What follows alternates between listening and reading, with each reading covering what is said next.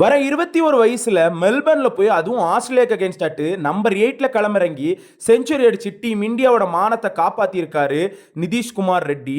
50 அடிக்கும் போச்சுல புஷ்பா, செஞ்சுரி அடிக்கும் போச்சுல பாகுபலிங்கிற மாதிரி செலிப்ரேஷனையும் பண்ணி வேற லெவலா ஒட்டுமொத்த இந்திய ரசிகர்களுக்கும் ஹோப் கொடுத்த ஒரு நம்பிக்கை நாயகனாட்டு களம் இறங்கியிருக்காரு நிதிஷ்குமார் ரெட்டி. இந்திய அணியை பார்த்தீங்கன்னா திணறடிச்சிட்டு இருந்தாங்க ஆஸ்திரேலியா பவுலர்களுக்கு மேலே ப்ரெஷர் போடுற விதமாட்டு இவரும் பார்த்தீங்கன்னா வாஷிங்டன் சுந்தரம் ஒரு நல்ல பார்ட்னர்ஷிப் வச்சுருந்தாங்க. தன்னோட 50 அடிச்சோட புஷ்பா செலிப்ரேஷனை பண்ணிக்கிட்டு நிதானமான ஆட்டத்தை வெளிப்படுத்தி கிடைக்கிற பால்லாம் 6-4ன்னு சொல்லிட்டு செதற விட்ட நிதிஷ்குமார் ரெட்டி ஃபைனலாக பார்த்தீங்கன்னா தன்னோட செஞ்சுரியும் அடிச்சிருந்தாரு.